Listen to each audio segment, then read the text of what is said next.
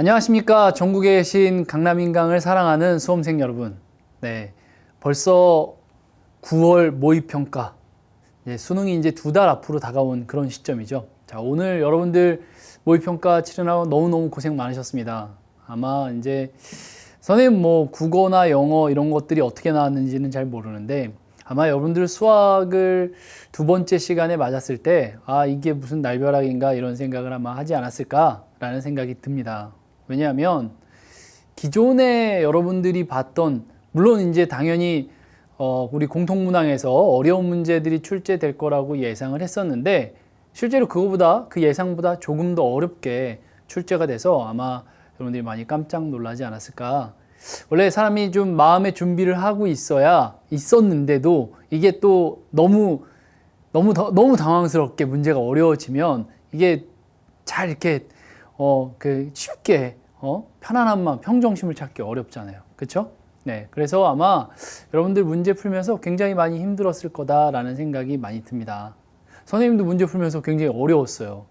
야, 이런 문제를 어디서 본 듯한데 이걸 여러분들한테 어떻게 설명해 주지? 그런 생각을 좀 하면서 선생님도 문제를 풀었거든요. 물론 문제 풀 때는 답을 내는 게 중요하니까 답을 어떻게 낼까? 이렇게 답을 내느라고 이제 정신 없었고, 그리고 여러분들의 이제 해설 강의를 해주려고 하다 보니까 어떻게 하면 조금 더 잘 이해시킬 수 있을까? 그런 고민이 좀 많이 들었었습니다. 아무튼 굉장히 여러분들 수능을 직전 코앞에 두고 굉장히 어려운 시험을 좀 치러서 좀 긴장을 앞으로 좀 더 하면서 남은 시간을 보내지 않을까라는 생각이 선생님은 좀 들었어요. 아무튼 고생 많으셨고요. 오늘 그러면 몇 가지 좀 짚어볼 것만 짚어보고, 그리고 우리가 바로 문제 풀이 들어가도록 할게요. 자, 첫 번째로는 이제 우리가 생각해 봐야 될 게 뭐냐면, 일단 선생님이 전체적으로 공통문항에 대해서 분석을 한번 해봤어요.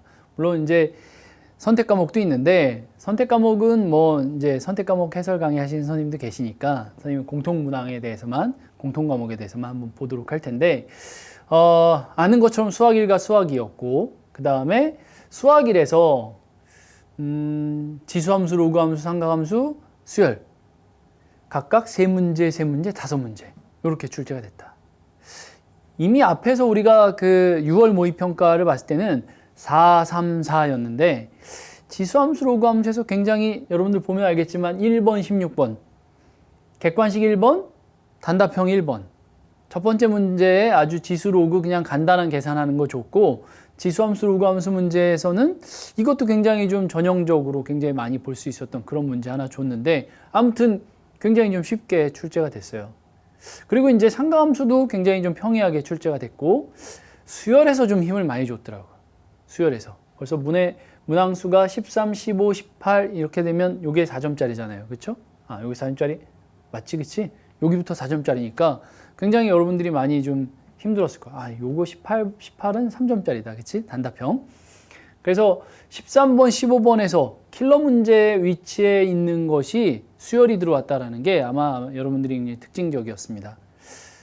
그리고 이제 수2를 살펴보면 수2는 어땠냐면 함수의 극한과 연속, 미분법, 적분법인데 선생님이 여기서 이제 함수의 극한 연속을 한 문제 넣을까 2문제 넣을까 되게 고민 많이 하다가 8번 문제를 함수의 극한과 연속에 넣었는데 사실 이거는 미분을 알면 훨씬 더 쉬워지는 부분이라서 미분법에 사실은 좀 그러니까 미분계수의 정의 이런 쪽으로 사용하면 훨씬 좋은데 선생님이 좀 균형을 맞춰봤어요. 왜냐하면 여기가 한 문제 있으면 너무 평가원에서 이상하게 출제한 거 아닌가라는 생각을 할 수 있을 것 같아서 선생님이 여기다 이제 올려놓고, 사실 이 문제는 코에 걸면 코걸이, 귀에 걸면 귀걸이 같은 그런 문제라서 이렇게 맞춰봤습니다. 어쨌든 2문제, 5문제, 4문제로 미분법이 가장 많은 부분을 차지하고 있었다. 사실 미분법이 굉장히 넓기 때문에 많은 부분 차지해도 괜찮죠.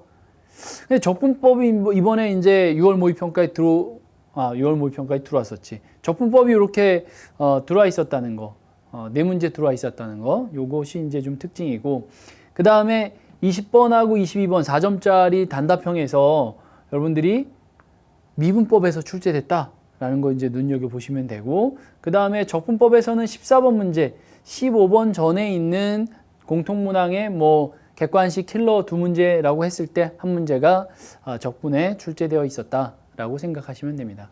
그래서 총 11문항 균형을 잘 맞춰놨고, 단어는 뭐 미분 적분이 좀 많이 나온 것, 그리고 이번엔 특별히 수열을 좀 많이 출제했다는 것, 이 정도의 어떤 문항 배치를 보이는 그런 시험이 이번 시험 9월 모의평가였다라고 보시면 일단 될 것 같고요.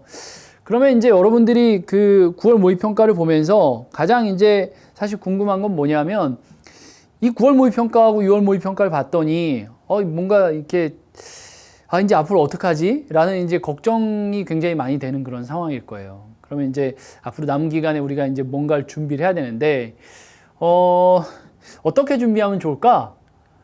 일단은 여러분들 오늘 시험을 봐서 이렇게 느꼈겠지만, 준 킬러 문제, 이른바 킬러 문제로 우리가 막 다가가고 열심히 이제 하려고 하는데, 뭐 문제 쉬운 거부터 쭉 풀잖아요. 번호 순서대로. 번호 쭉 풀다 보니까 벌써 이제 9번부터 10번, 11번, 12번, 13번, 14번, 15번이 객관식인데 거기까지 넘어가는데 너무너무 힘들었어요. 중간중간에 갑자기 이게 이 정도 난이도가 이 4점짜리 이 앞부분에 들어가도 되나? 이런 생각이 들 정도로 턱턱 이렇게 우리의 이 가슴을 졸이는 그런 문제들이 굉장히 많이 나왔다는 거죠. 그래서 아마 여러분들이 킬러 문제는 어차피 오래 걸린다고 생각하고 있었겠지만, 이미 작년도부터 준킬러에서 굉장히 어려운 문제들을 많이 포진하고 있었잖아요. 근데 오늘 시험은 여러분들이 훨씬 더 난이도가 더 크게 증가한 그런 시험이었기 때문에 이 준킬러 문제를 앞으로 이제 수능에서도 어떻게 대비하냐가 굉장히 중요할 것 같아요. 근데 이 준킬러 문제가 굉장히 생소하냐? 난 처음 보는 거야 라는 느낌은 없거든요. 예전에 킬러 문제를 약간 조금 순화시켜서 나온 정도? 그 얘기는 뭐냐면 결국은 어렵긴 어렵고 풀 수는 있을 것 같은데 시간은 많이 걸리는 그런 형태의 문제라는 거죠.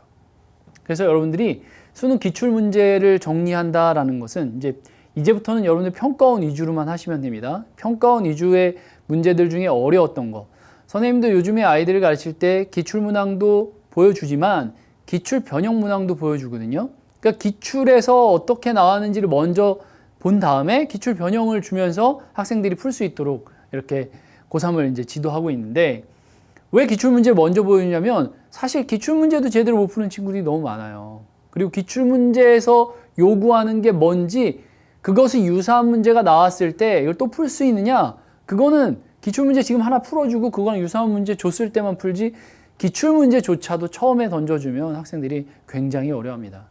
특히 중요한 건 답을 맞추는 게 아니라 정확하게 어떻게 푸는지를 알고 푸느냐를 물어보면 훨씬 더 많은 수의 학생들이 굉장히 이 풀이를 내는데 굉장히 어려움을 많이 겪어요. 그러니까 여러분들이 선생님이 기출 문제를 정리하라는 것은 이제 어려운 문제를 조금 더 익숙하게 만들라는 의미도 있지만, 정확하게 풀어서 여기서 요구하는 출제 의도가 뭔지를 알고 그 출제 의도에 맞게 내가 답안을 잘 구성하고 있는지를 보셔야 된다는 거예요.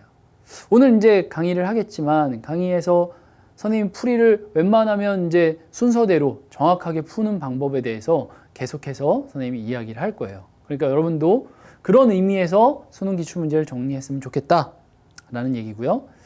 그 다음에 6월, 9월 모의평가 출제 경향을 파악해야 되는데, 요거는 6월 모의평가는 이제 강남인강에 선생님이 문항별로 분석을 해놨어요. 수능 특강에서 어디서 나왔는지 해놨는데, 9월 모의평가는 이제 곧 이제 여러분한테 보여줄 텐데, 이런 것들을 보면서 흐름을 다시 한번 익히는 것도 굉장히 중요합니다. 그래서 수능 특강하고 수능 완성이 연계 교재인데, 이 연계 교재에서 우리는 뭘 봐야 될까? 그런 걸 우리가 좀 잘 들여다보려면 요 경향을 파악하는 게 중요해요. 그리고 이제 수능 특강, 수능 완성에서도 어려운 핵심 문제들 있잖아요. 그런 것들 이제 오답 문제로 한번 정리해보고, 사실 6월 모의평가까지는 기출 수능 특강의 문제에서 어려운 문제가 이제 연계로 나온 게 아니라 쉬운 문제들이 연계가 나왔어요. 수능 특강을 풀 수 있으면 6월 모의평가를 풀 수 있는 문제, 그게 총 15문제가 나왔거든요. 그러니까 15문제, 절반 정도는 사실 수능 특강보다 쉽게 출제가 된 유사한 문제들이 이제 출제가 됐다 라고 생각하면 되니까 여러분들이 이제 오답 노트 정리할 때 꼭 틀리면 안 되는 것들 다시 한번 들여다 보시고 X 했으면 한 번 더 보시고 그래서 마지막으로 정리했으면 좋겠습니다.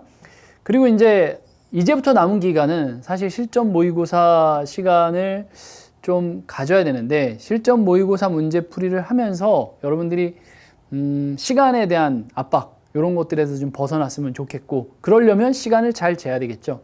그 다음에 요즘 문제들이 아주 요즘의 흐름에 맞게 요즘의 흐름에 맞게라는 것은 킬러 문제만 어려운 게 아니라 중킬러들도 대거 어렵게 이렇게 나와서 시간을 좀 충분히 활용해서 100분을 활용해서 문제를 풀 수 있게끔 난이도가 있게 많이 나왔어요.